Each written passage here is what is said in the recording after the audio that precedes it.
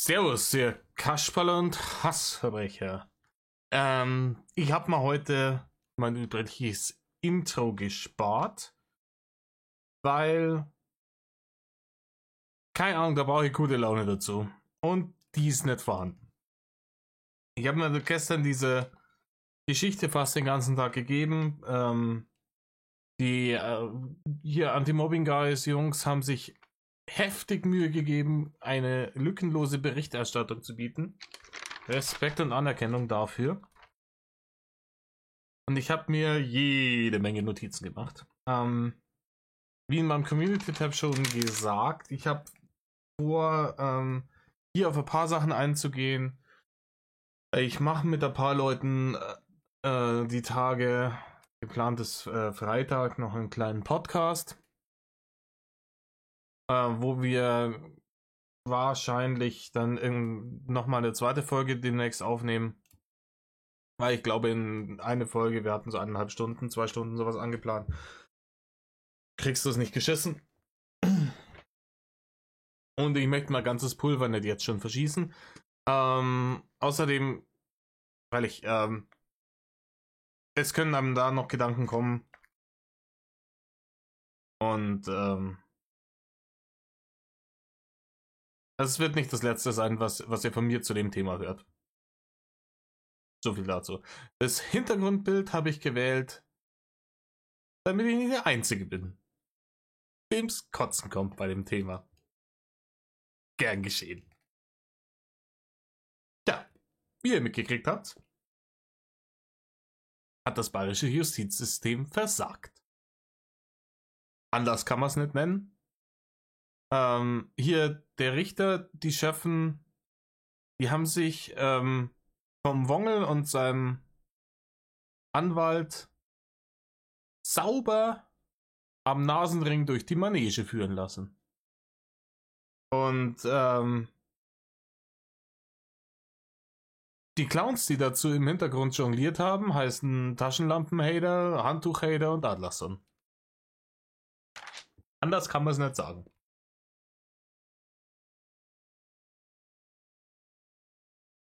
Also für den Fall, dass die ein oder anderen das noch nicht mitgekriegt haben, endgültiges Urteil 12 Monate auf Bewährung. Von 2 Jahre Knast. Begründung: Die Taschenlampenattacke ist komplett rausgefallen. Und die anderen Sachen, die sind eigentlich so auf die Hälfte runterbrochen worden. Die Beleidigungsdelikte und so weiter und so fort. Ich bin der Meinung, da ja einige von den Polizisten zu den Beleidigungsdelikten gar nicht mehr befragt wurden, weil Wongel die ja zugegeben hat, bin ich der Meinung, ist scheiße gewesen. Ich glaube, deren Aussage hätte, auch wenn es wirklich so ist, dass er das ja zugegeben hat und da praktisch Agmate Wiesen war, die Aussage wäre wichtig gewesen, um ein bisschen mehr das Bild von Rainer Winkler zu malen und nicht das Bild von Rainer Winkler, so wie er und sein Anwalt das hingestellt haben, als armes Mobbing-Opfer von tausenden Wahnsinnigen, sondern als provozierender, undankbarer Fettbeitel, der da in seiner Schanze drin gesessen ist und der Meinung war, alle müssen ihm einen Arsch hinterher tragen. Die Näher inklusive. Und aber auch dann, ich kann's ehrlich nicht nachvollziehen. Ich weiß, es sind auch noch diverse Sachen offen. Man wird sehen. Alter, diese Füße. Da.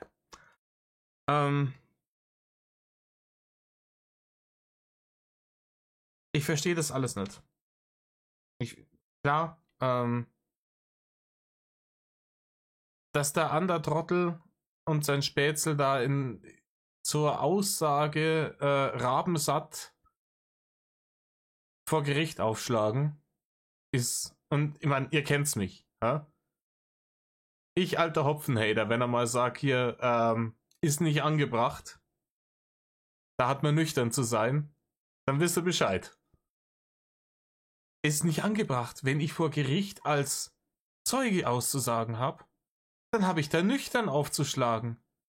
Wie brunzblöd kann man denn eigentlich sein? Und ich hätte gedacht, der Wongel ist der Idiot an der ganzen Geschichte. Gut, ist er auch, aber offensichtlich nicht nur. Ich glaube, in einer anderen Welt hätten die zwei super Freunde werden können. Unfassbar. Unfassbar. Schlägt er besoffen auf. Muss währenddessen nochmal pissen gehen. Weil er es nicht mehr aus... Es ist... Mir fehlen die Worte. Ich kann es nicht anders sagen. Mir fehlen die Worte. Das hat mich so heftig getriggert. Ich kenne Leute, die da vor Ort waren.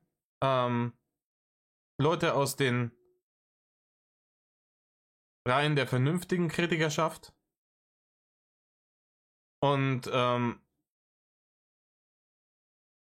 hatten da Aussagen, wo es wirklich hieß, hey, krass, wirklich krass, ich schäme mich gerade für die Jungs, die da drüben stehen. Da waren Leute dabei, die haben da draußen man hat die Bilder gesehen, auf Ex den Pfeffi in die Rübe geschüttet und den ganzen, also, ich weiß nicht, wenn ich da dort gewesen wäre, ich wäre gerne dort gewesen. Ich muss leider arbeiten. Hart arbeiten, ne? Aber, wenn ich da dort gewesen wäre, klar, ich wäre da auch dort gesessen, hätte man dann irgendwie um, keine Ahnung, 10, wenn ruhig ist und Sonne herscheint, vielleicht auch eine halbe aufgemacht oder 2. Ist ja auch überhaupt nichts Verwerfliches dran. Aber sich da hier literweise den Sprit in den Kopf zu schütten, rumzupöbeln, verhaftet zu werden, danach mit 1,8 Promille? Digga! Digga! Geht nicht.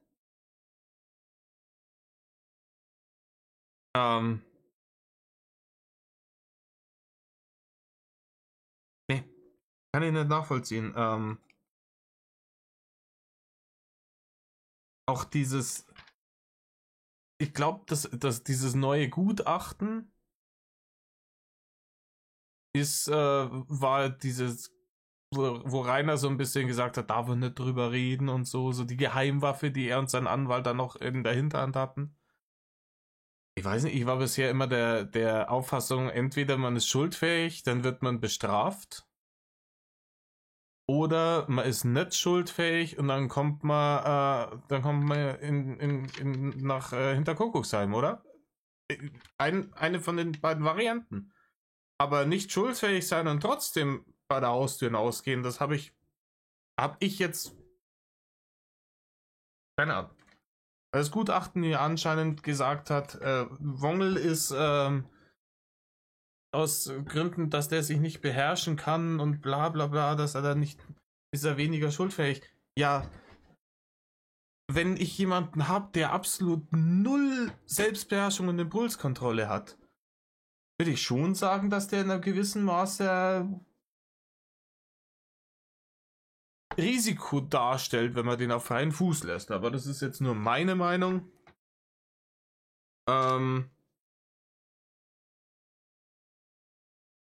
Also für mich war da eigentlich Knast oder Klapse angesagt. Und Bewährung ist es geworden. Es geschehen noch Zeichen und Wunder.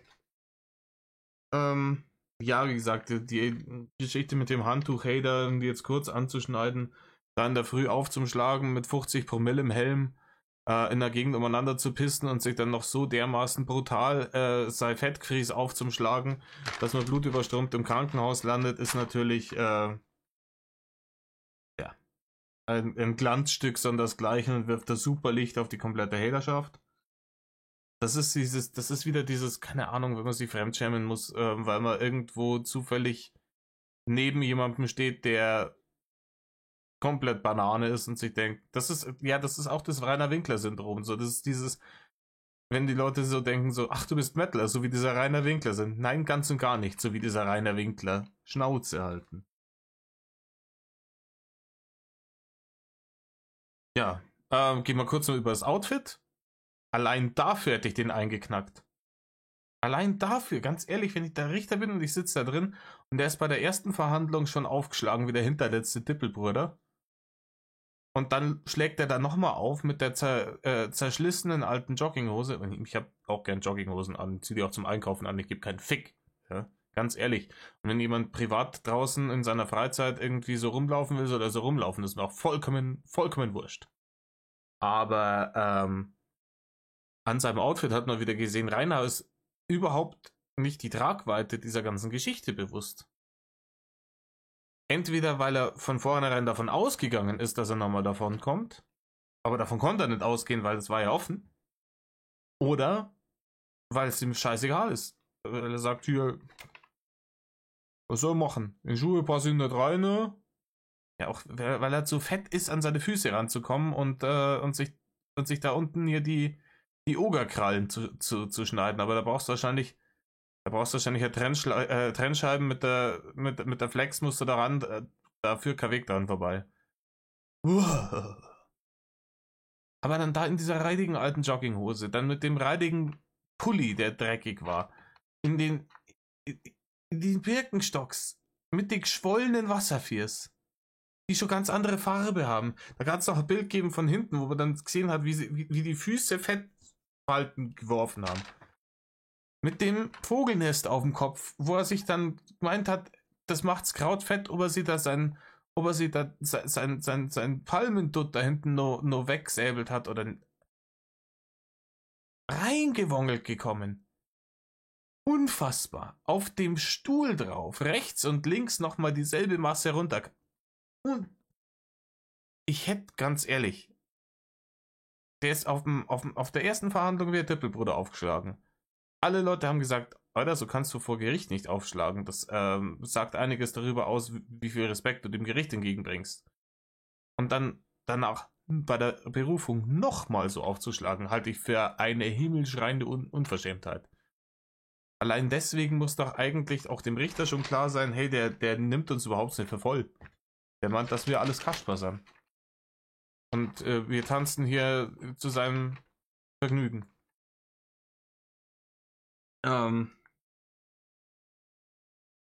Ich weiß nicht, meine Einschätzung, wie weit das Game jetzt weitergeht.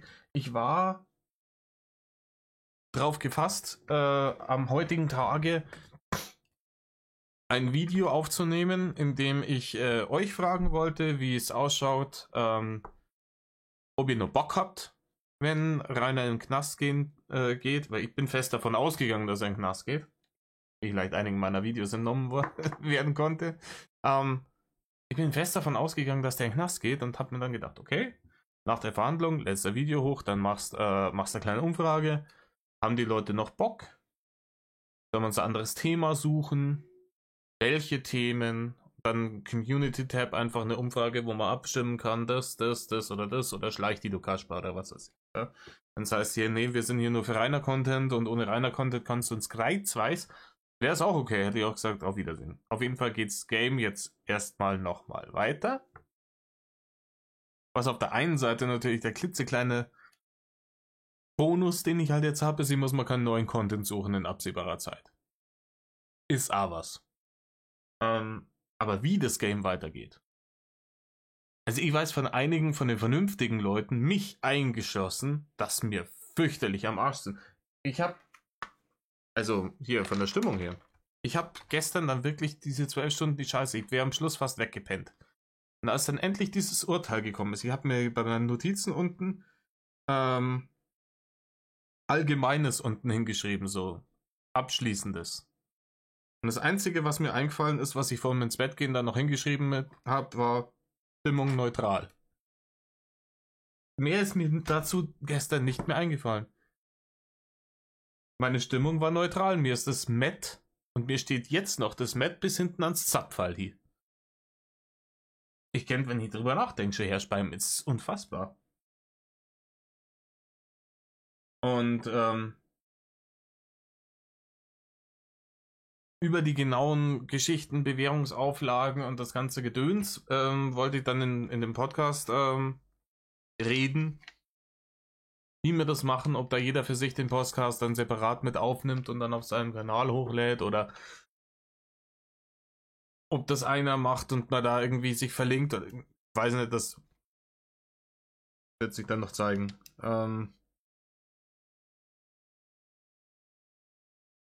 Aber,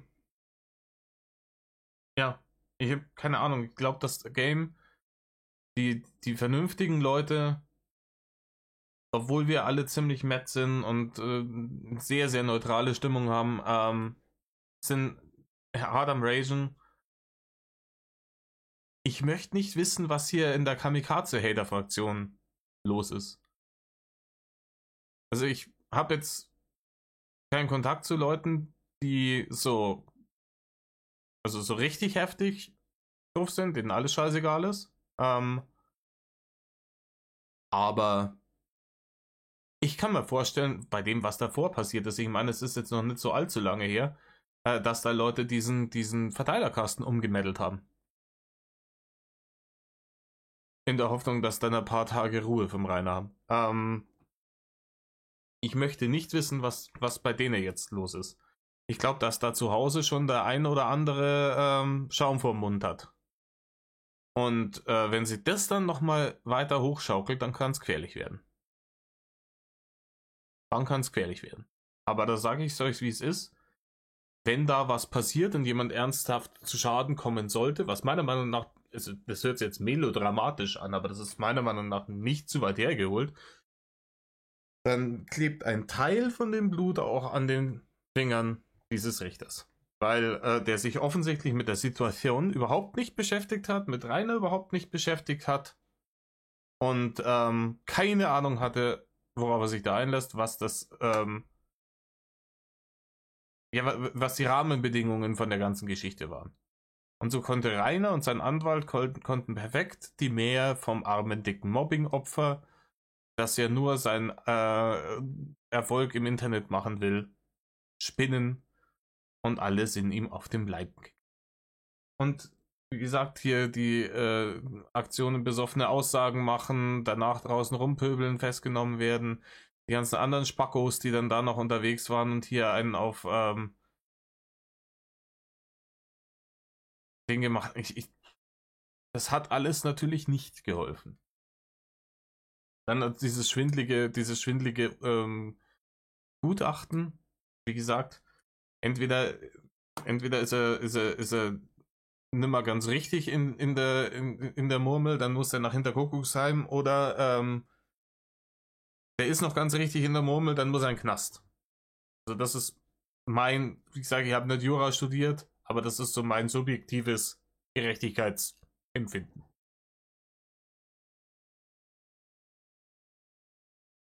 Sorry, bisschen nachhopfen.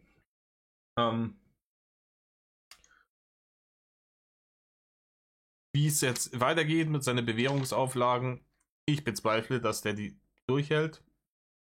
Aber auf die gehen wir dann genau im Podcast noch ein.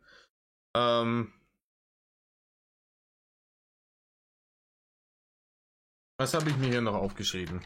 Ach ja,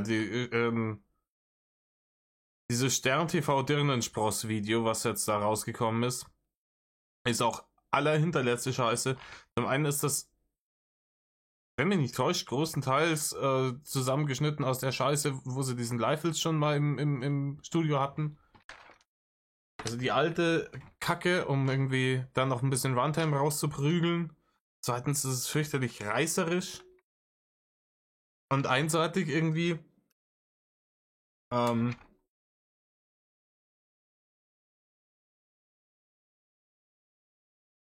Ja, wie es jetzt weitergeht im Game, ich habe keine Ahnung.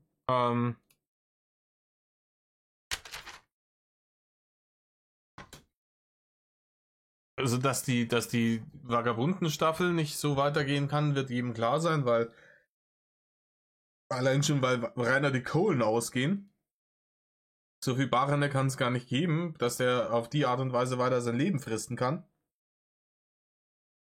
Und seine Bewährungsauflagen werden das wahrscheinlich auch gar nicht zulassen, dass er das weiterführen kann wie bisher. Aber dann besteht ja immer noch das Problem der Obdachlosigkeit. eine Mietwohnung wird der Mann nicht bekommen. Und für Eigentum hat er keine Kohlen mehr. Wo der unterkommt, ich bin schwerst gespannt.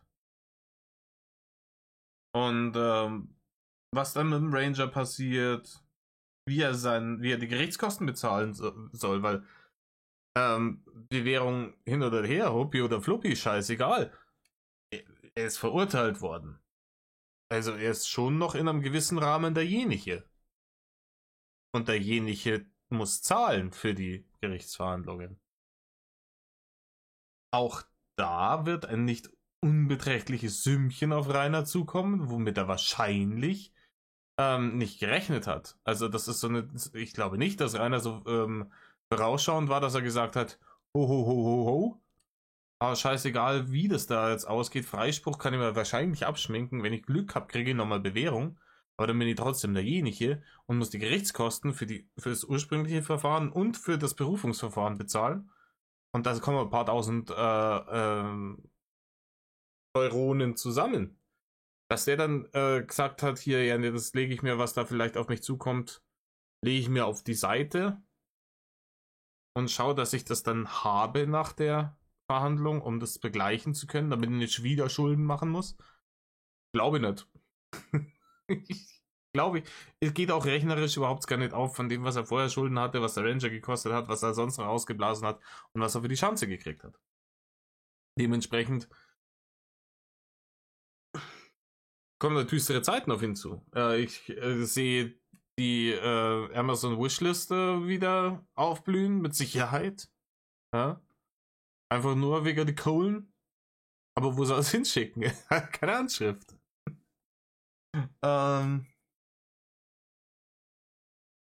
Ja. Und wie gesagt, die Bewährungsauflagen. Wer hat noch nie Bewährungsauflagen erfüllt? Sehe ich auch nicht. Ich sehe das so, wahrscheinlich werden jetzt einige Leute so brutal getriggert sein, dass sie den aufsuchen, da hingehen und sagen, nee, der geht in den Knast und wenn ich selber dafür sorgen muss. Und wie gesagt, ich befürworte es nicht, tut das nicht. Ich wiederhole, tut das nicht. Nee. Aber es könnte ein Sieg auf Zeit sein, den er sich da erfochten hat. Und Anbetracht der Tatsache, dass wir alle Rainer kennen und wissen, er wird sich nicht ändern. Rainer ist zu stolz, zu dumm, zu eingebildet, zu großkotzig, um sich zu ändern. In Rainers Augen ist Rainer perfekt und alle anderen sind die Arschlöcher. Der sieht überhaupt gar keinen Grund, sich zu ändern. Der setzt sich in solche Geschichten hier rein und mimt da das arme Mobbing-Opfer und den reuigen Straftäter und in dem Moment, in dem er da rauswongelt, denkt er sich, haha, habe ich sie wieder verarscht. Weil er es sein ganzes Leben so gemacht hat. Und daran wird sich nichts ändern. Dementsprechend, da ja so eine Bewährungsgeschichte darauf ausgelegt ist, dass man sagt, okay, wir geben ihm noch eine Chance, dass er sein Verhalten ändert. Ich glaube, es wird was passieren. Was dazu führt, dass der aufgrund dieser Bewährungsauflagen nochmal vors Gericht muss. Und ich hoffe wirklich inständig, ehrlich aus dem tiefsten Innersten meines Herzens, dass weder ein Unbeteiligter noch ein Kritiker noch Rainer ernsthafte, bleibende körperliche Schäden davon trägt. Dass da niemand irgendwie verletzt oder gar Schlimmeres wird. Das hoffe ich inständig. Ich sehe es aber als nicht ganz unwahrscheinlich an, dass das passieren könnte. Und dem hätte man vorbeugen können. Meine Meinung.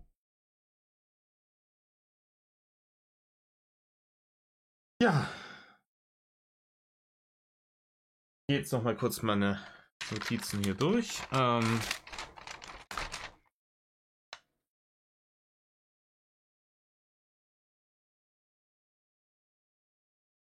Ja.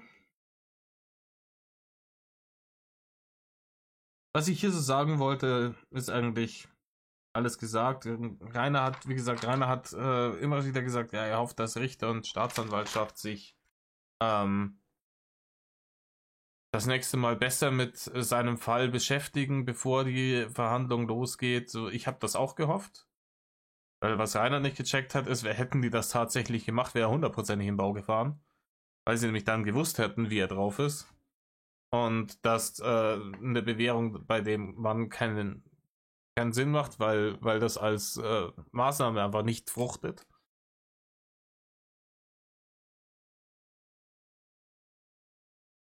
Wir werden sehen, was kommt. Ich schwadroniere jetzt hier auch schon wieder seit über 25 Minuten. Wie gesagt, ich bin noch etwas matt. Und ich halte euch auf dem Laufenden, was das mit diesem Podcast wird. Ich glaube, das wird lustig und sehr unterhaltsam. Vor allem, weil wir dann bis dahin alle ein bisschen Zeit hatten, unsere Gemüter zu kühlen.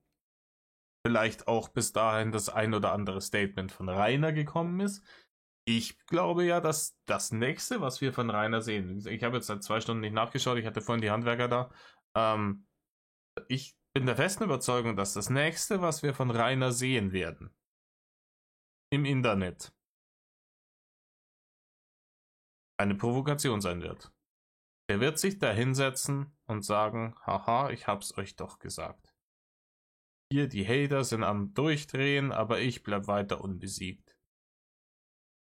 Da. Und es werden Provokationen rausgeschossen, noch und nöcher. Und den Leuten, die das mitkriegen, wird dann der Blutdruck immer mehr steigen und die Halsadern anschwillen und Schaum vorm Mund stehen. Und wohin sich das alles aufschaukelt, wir werden es sehen. Was auch immer da noch passiert, wird dann natürlich auch noch mit in den Podcast einfließen. Dementsprechend mache ich mir da auch noch meine Notizen dazu. War jetzt vielleicht ein bisschen wirr, ein bisschen auch hin und her gesprungen, weil, keine Ahnung, wenn ich Notizen mache, der Zettel schaut danach aus, wie diese komische Mindmap von dem Typen in diesem irren Meme, so, when I explain bla bla bla to my friends. Noch dazu, wenn ich schnell Notizen mache, was ja gestern oft der Fall und notwendig war, kann ich oft meine eigene Schrift nicht mehr lesen. Hey, da sieht meine Handschrift aus wie, keine Ahnung, wie Schimpanse auf Crack. Und ja. Dementsprechend, wie gesagt, das Thema ist nicht gegessen. Ich habe noch so viel zu sagen, aber ich lasse es jetzt erstmal sacken und wir kommen dann dazu bei einem anderen Zeit. In dem Sinne, Middle off und verzagt nicht. Der fährt schon noch einen, der Oger. Komplett frei wird der nicht durchs Leben gehen. Davon bin ich fest überzeugt, denn irgendwann kommt er mit seinen Ausreden nicht mehr durch und mit seinem Scheiß und irgendwann bekommt er, was er verdient. Metal off, Leute.